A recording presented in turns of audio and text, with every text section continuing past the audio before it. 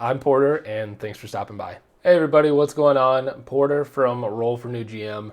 Today, we're going to talk about combat, making it a lot more dynamic and not so boring. As a new GM, this is something that I've struggled with, that I still struggle with from time to time. And we're going to go through some ideas, some different tips and tricks, and different ways to make your combat so it's not so stale and feels long and drawn out and boring. So the first thing that can get people, kind of bored and like, ugh, another combat encounter is, just fighting the same enemies over and over and over. Even if it's like different groups. So the first fight, they fight a pack of goblins, then they fight a pack of kobolds, then they go pack, it's just the same thing, but kind of a different skin. They might have some different abilities here and there, but it just feels stale. So instead, try mixing some things together. Maybe some things that, may not happen in the world of D&D, but it's your campaign, so you can make it however you want. Maybe the kobolds have began taming bears where they live, and so now they have a brown bear that you have to worry about. Maybe goblins have started working together with kobolds. Maybe there's a rogue company of elves who have disbanded from their actual people and are now causing chaos in the woods. And just play with it a little bit. It doesn't have to be something that people, it can be a surprise. It can be something that you create. It can be whatever you want. It doesn't have to be kind of this cookie cutter combat encounter that you see in every book you've ever read. It can be something completely new and different. So just play with the enemies a little bit. Put, kobolds with, I don't know, protecting a wormling or something. It can be whatever you want. So that's kind of the first thing that I started playing with, because I fell into that, all right, roll for initiative.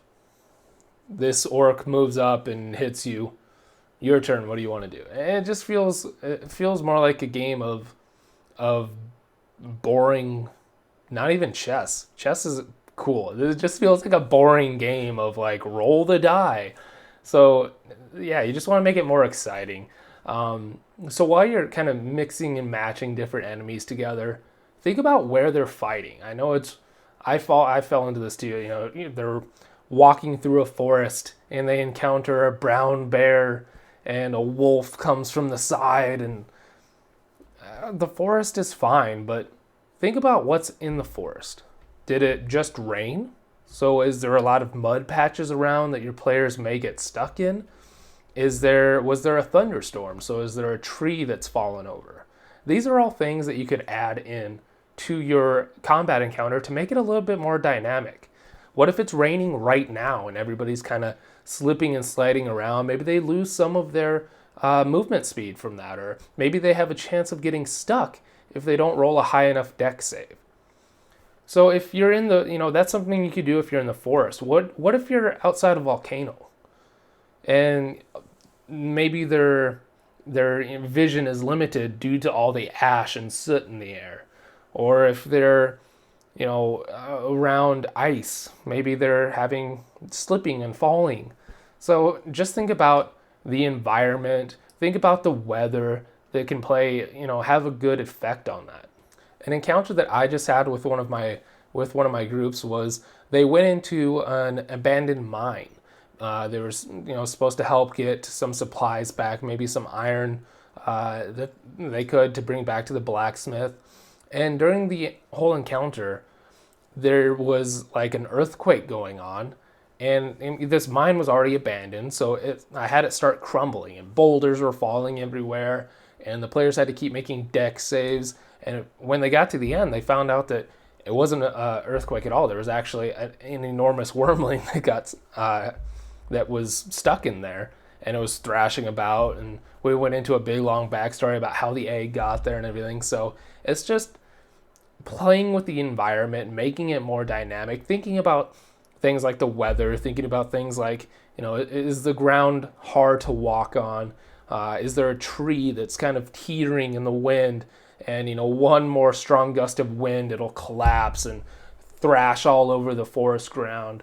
So it's just about thinking about putting yourself there, and like if it just rained, the mud, or is there a flood? So just think about everything like that. When you could do it with a tavern. What if the tavern's on fire, and then your group has to fight, these bandit arsonists as the place is crumbling? So just think about everything you could possibly do to make it more exciting, make it feel like there's something at stake.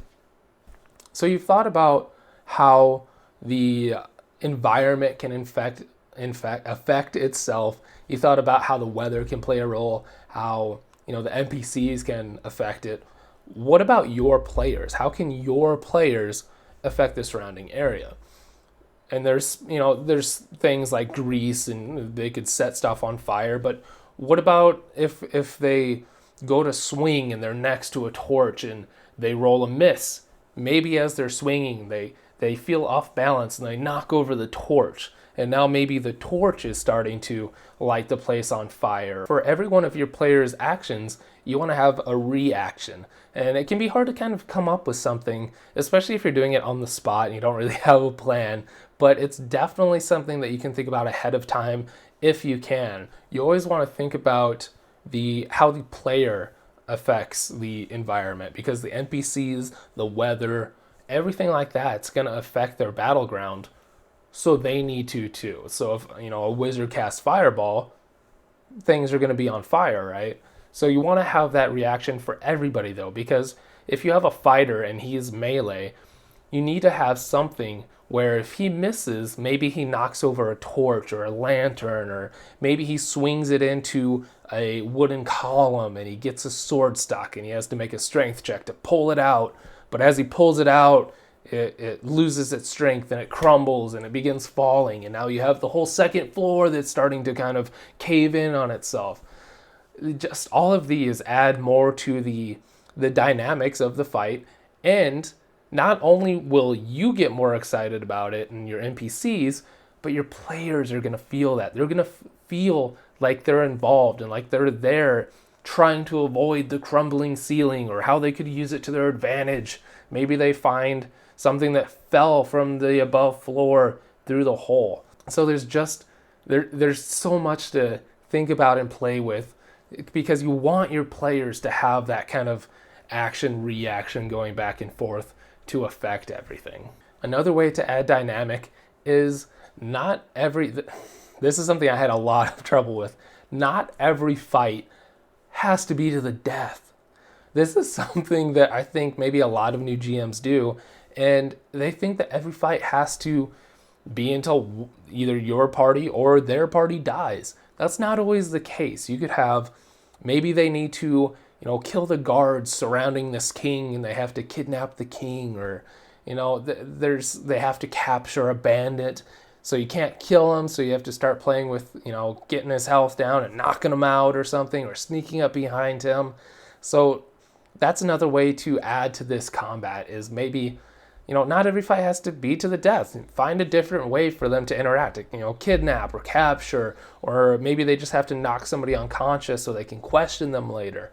Not every fight has to be to the death. This is something that I'm still beating into my head, because I want to battle. I want fights. I want people to die. But it doesn't always have to be like that. So I find myself falling into that trap sometimes as well.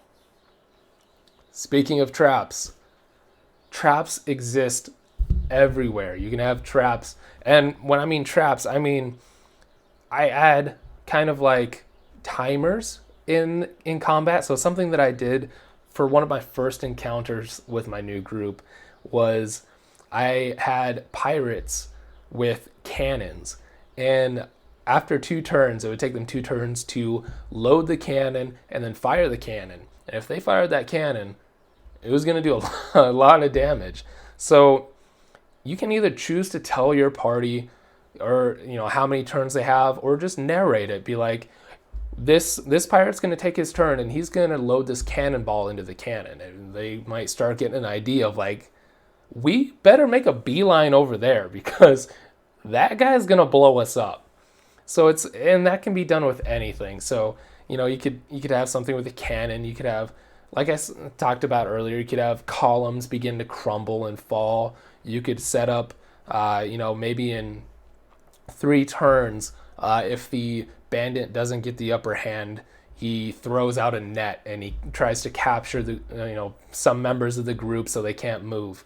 It's just adding little countdowns and timers like this. Whether you tell the group directly that there's 2 turns or if you just kind of narrate it, it's going to put them on notice. And if it doesn't and they get shot with a cannonball, they're going to be a lot more alert to things that you plan in the future. So just keep that in mind.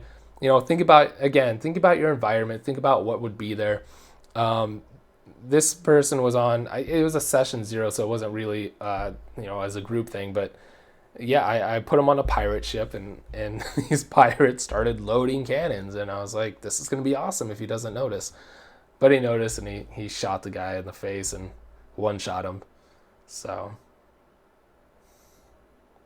but now I purposely try to add things like this. Another thing that I need to work on too, because it can be tough to have your NPCs attack your party in a intelligent fashion without kind of metagaming. I can see where some new GMs might fall into this, where I know the wizard in the back is really squishy, so I want to target him first, but do your NPCs know that? And so, and it can piss off your party a little bit. Like, they have a fighter and a paladin in the front, like, come hit me. But it's like, these NPCs aren't necessarily just dumb run-of-the-mill NPCs. They're as smart as your GM is. So attacking intelligently is something that'll put players on their feet. And even if you do it with, one character, so for the sake of this argument, let's talk about bandits. Let's say you have 2 bandits with scimitars. You have a bandit in the back with a crossbow. Maybe the melee people go head on head with the fighter and the paladin. But maybe that crossbow guy, he's got a keen eye, right? So maybe he's looking past the front line and he sees that wizard. So maybe instead of that crossbow guy attacking the fighter or the paladin, he takes that shot at the wizard. And it's just kind of finding a way to attack smartly, because you just don't want your fighter to run in every time, take all the damage in the world, and your bard and your wizard and stuff never have to worry about taking damage. That will get boring too, and it'll get boring for those players. They don't want to get one shot right away, but they want to be in the combat. They want people to acknowledge that they're there. So even if you just take a couple shots at them with the crossbow, maybe the rest of the party be like, oh crap, maybe we should go focus on that crossbow guy real fast, get him out of the way, and so on. So just have your NPCs attack your players in a smart way without crossing that line where you're targeting somebody, because nobody wants to be targeted, and nobody, you don't want to get into that. So keep your NPCs as smart as you are, or as smart as they should be. The last thing I want to get into is something that I still struggle with a lot, and that's why I'm doing this channel, Roll for New GM. It's to help new GMs along as I learn. So narrating combat is something that I need to work on a lot. It's so easy to fall into, like I said earlier, the chest moves. It's the chess moves. It's so easy to, all right, this goblin's gonna move up. He misses his attack. It's your turn. What do you want to do? That's not exciting, and that goes with this whole thing, making combat more dynamic. If things are set on fire, if there's mud that your players are having a hard time traversing to, if there's a tree about to fall, if there's lightning and thunder going on, you need to talk about that. You need to talk about the pirates loading the cannon. You need to talk about this goblin rushes up and he goes to swing his sword, but as he comes down, his foot gets stuck in the mud and he misses. That's a little bit more exciting than just rolling your die and, okay, he missed. What do you want to do? I know this is hard, and I know can get a little tiring, especially if you have combat that goes on for multiple rounds. It's hard to keep thinking of something. But if you put yourself in that position, if you put yourself in this dynamic world and you start thinking about the weather and the effects and the reactions, it makes it a lot easier. If you're thinking about, okay, he missed. I'm in the forest. It was raining. He couldn't get a good grip on his sword. It kind of wiggles a little bit. Instead of bringing it down, he kind of has to focus on grabbing his sword. It's not the most, it's not the best thing, but it's better than just, oh, he missed. So making combat more dynamic is just, there's so many possibilities and different ways that you can achieve it. And even if you just start, doing one of these at a time, maybe you just focus on the weather, maybe you just focus on, the surroundings a little bit more, and work on, and then start layering. So once you start layering and you're like, okay, I think I got the environment part down. What can I add on top of that? Okay, maybe so it's muddy, and then I can start adding a countdown. Maybe two of the orcs run around to the other side, and they're gonna, this tree that got hit by thunder or got hit by lightning, they're gonna start trying to push it over, right? So add those timers, the loading the cannonball. They begin casting a powerful spell in the background, and then just keep layering it. Not your first battle is not going to be the best. So if you can just start, a little piece at a time and start building, just like you do with your world, just like you do with your NPCs. You start small. As Will Smith says, a brick at a time.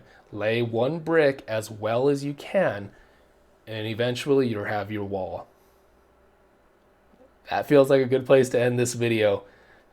I hope this helps. I hope your battles are more dynamic. And I know I'm still working on achieving all of these. It's a lot of work, but it can make it so much more fun. And once you see your players feeding off of it, it's going to make you all that much better of a GM.